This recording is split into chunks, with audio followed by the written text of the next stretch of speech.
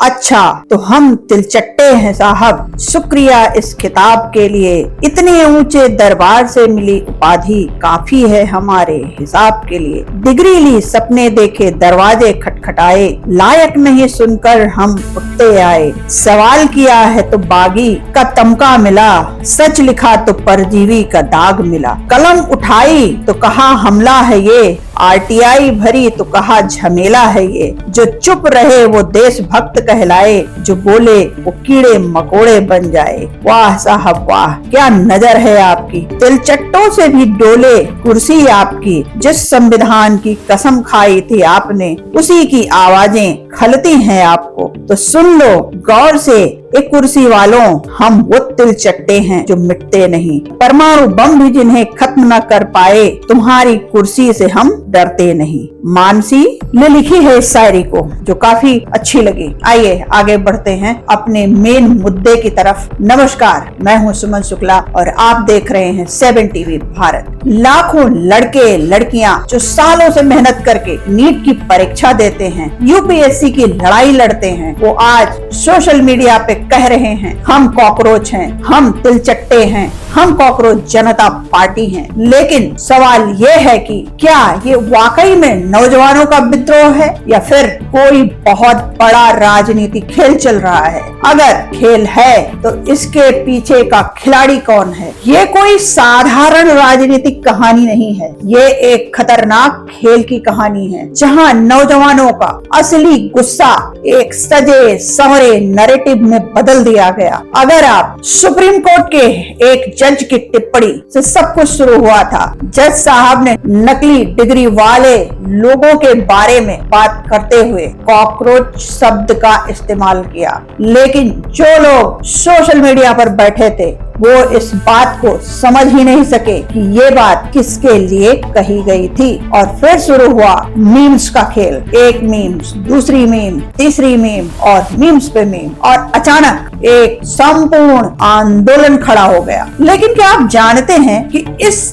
आंदोलन के पीछे का असली दर्द क्या है? असली दर्द है नीट पेपर लीक हो गया, लाखों छात्रों की मेहनत बर्बाद हो गई, यूपीएससी की परीक्षाएं अटक गई, भर्तियां रुक गई। और जरा उन माँ बाप के बारे में सोचिए जिन्होंने अपनी गाड़ी कमाई खर्च करके अपने बच्चों को नीट जैसी परीक्षाओं के लिए, यूपीएससी जैसी परीक्षाओं के लिए तैयार कराया होगा, खर्च किया होगा। उनके मन से पूछिए उनके ऊपर क्या गुजर रही है। बहरहाल बात करते हैं आगे। बेरोजगारी इतनी बढ़ गई है, एक नौकरी के लिए लाखों आवेदन आ रहे हैं और इसी दर्द में, इसी हताशा में नौजवान चिल्ला रहे हैं हम कॉकरोच हैं, हम तिलचट्टे हैं, हम पैरासाइट्स हैं, हम परजीवी हैं। ये गुस्सा, ये दर्द बिल्कुल असली है। लेकिन सवाल यहाँ शुरू होता है कि इस असली गुस्से को असली दिशा दे कौन रहा है? यहीं से कहानी थोड़ी गड़बड़ाने लगती है, क्योंकि अगर ये सिर्फ नौजवानों का आंदोलन है तो विपक्ष ने इसे पूरी तरह सपोर्ट क्यों नहीं किया? कांग्रेस बार बार कह रही है कि हम तो सरकार की लड़ाई लड़ रहे हैं, लेकिन ये आंदोलन आपका आंदोलन है। मतलब कांग्रेस को भी शक है।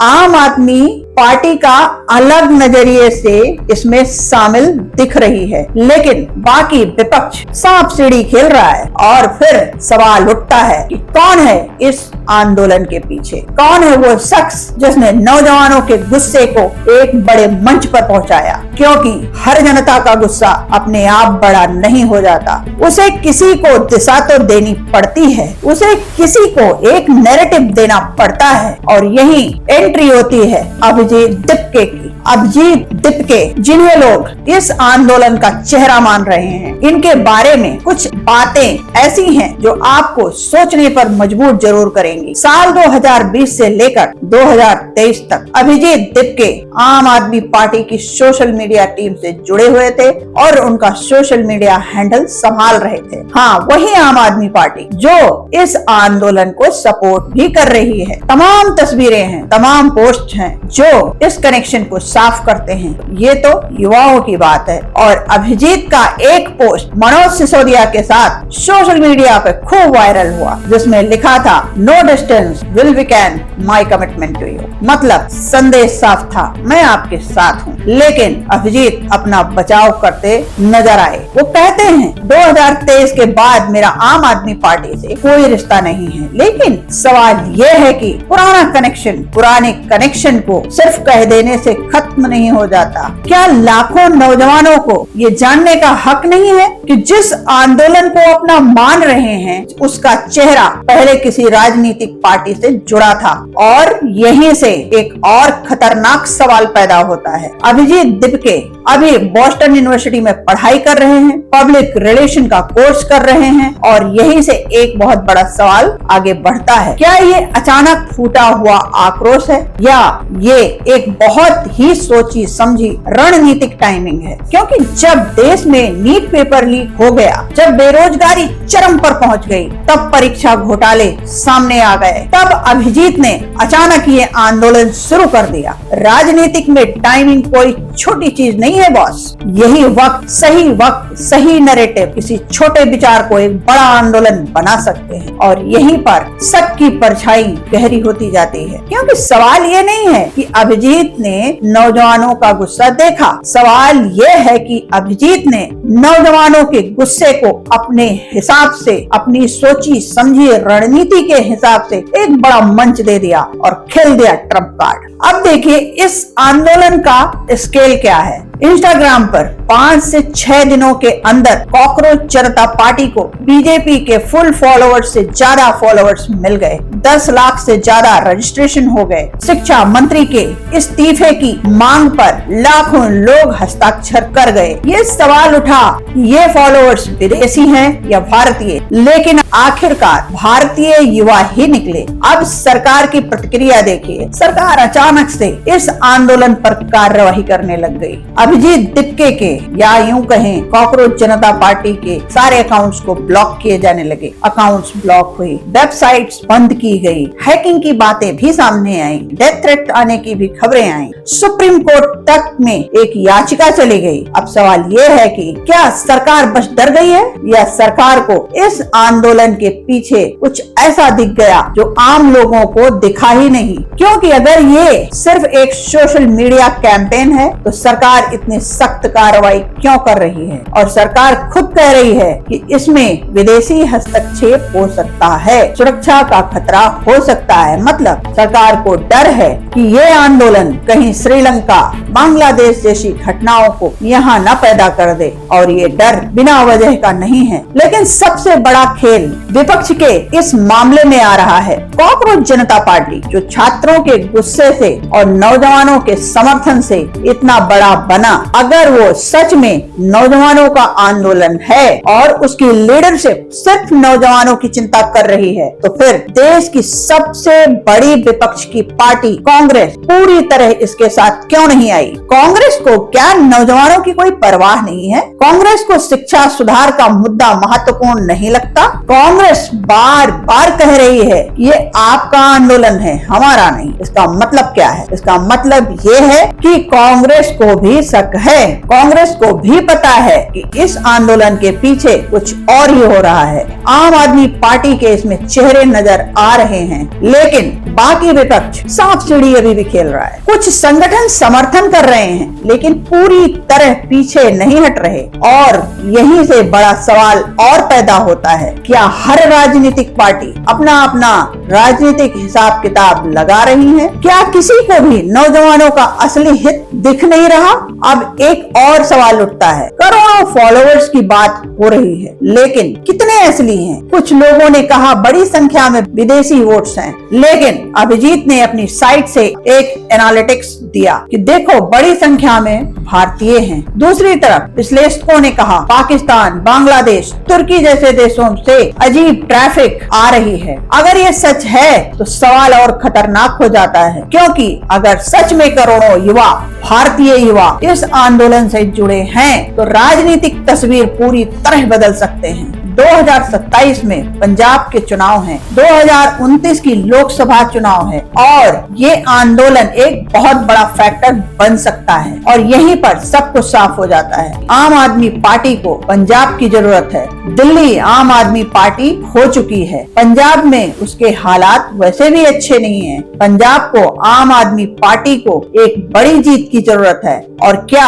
यह आंदोलन पंजाब के लिए कहीं एक तैयारी तो नहीं है बॉस? और क्या इसी वजह से कांग्रेस आम आदमी पार्टी का सहयोगी इससे दूरी बना रही है? क्योंकि अगर कांग्रेस इसमें शामिल हो जाए तो पंजाब में आम आदमी पार्टी को फायदा हो सकता है, कांग्रेस को नहीं। और ये खेल एक बहुत ही सुंदर राजनीतिक खेल है, लेकिन सबसे बड़ा सवाल और सबसे गहरा सवाल ये है कि यह आंदोलन कहाँ जा रहा है? क्योंकि इस आंदोलन की शुरुआत तो हुई बेरोजगारी से, नीट पेपर लीक से, शिक्षा सुधार से हुई थी, छात्रों के दर्द से हुई थी। लेकिन अब क्या हो रहा है? बातें राजनीतिक हो गई, विवादास्पद भी हो गई, पेज डिलीट होने की भी बातें हो गई, असली मुद्दे पीछे छूट गए। और अगर ये असली मुद्दे नहीं आते तो नीट का सवाल भी भूल जाएगा, नौकरी की लड़ाई गायब हो जाएगी, परीक्षा सिस्टम की समस्या गायब हो जाएगी। सिर्फ बचेगा तो क्या?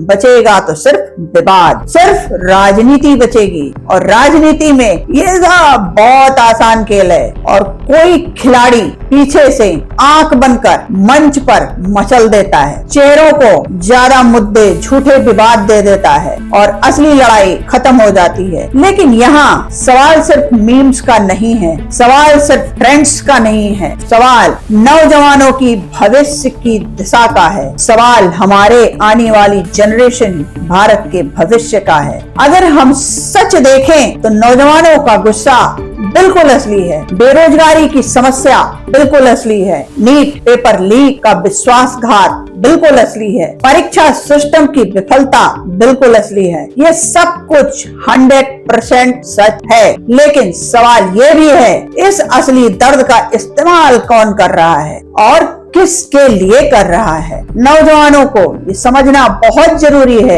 क्योंकि आप सिर्फ फॉलोअर नहीं बनना चाहते, आप ऑनरशिप चाहते हैं। आप सोचते हो ये मेरा आंदोलन है, लेकिन अगर लीडरशिप पर सवाल उठे तो भरोसा हिल जाता है और यहीं से एक बहुत बड़ा खतरा भी पैदा होता है। क्योंकि इतिहास गवाही देता है और जनता का गुस्सा सही दिशा में जाता है तो बदलाव आता है, और जब वही गुस्सा गलत दिशा में जाता है तो वही होता है जो श्रीलंका बांग्लादेश में हुआ। और यही डर इस आंदोलन को लेकर भी है। सवाल सिर्फ नेतृत्व का नहीं है, सवाल मंजिल का है। इस आंदोलन का एंड गोल क्या है? क्या सोशल मीडिया ट्रेंड करना, मीम्स बनाना, रील्स बनाना, सिस्टम पर गुस्सा दिखाना, या वाकई में शिक्षा, रोजगार, परीक्षा सिस्टम, नौकरी पर दबाव बनाकर असली बदलाव लाना? क्योंकि इंटरनेट पर ट्रेंड बनाना बहुत आसान है, लेकिन जमीन पर बदलाव लाना बहुत मुश्किल, और इसी में आंदोलन और मूवमेंट का फर्क होता है। तो नौजवानों से मेरी विनती है, ये सवाल पूछो, इस आंदोलन के पीछे कौन है? नेतृत्व कहाँ से आ रहा है? क्या वो किसी राजनीतिक पार्टी से जुड़ा हुआ है? अगर जुड़ा है तो भाई उसका इस्तेमाल किस लिए हो रहा है? और अगर नहीं जुड़ा तो पुराना कनेक्शन, पुरानी पोस्ट क्या संदेश दे रहे हैं? लेकिन सबसे जरूरी बात यह है कि आप अपने असली मुद्दों को मत भूल जाइए, नीट को मत भूल जाइए, नौकरियों को मत भूल जाइए, शिक्षा सुधार को मत भूल जाइए, क्योंकि राजनीति में सबसे आसान खेल यही है। लोगों को विवादों में फंसा दो और असली मुद्दे को पीछे छोड़ दो, और तब तक जब आप खेल समझ जाते हो तब तक बहुत देर हो चुकी होती है। तो याद रखिए, आप जिस आंदोलन के हिस्से में हैं, उसके दोनों पहलू को देखिए, प्रश्न पूछिए, बहुत सवाल पूछिए, और सबसे जरूरी आप अपनी सोच को किसी के हाथ में मत सौंपिए। मैं दोबारा से आपको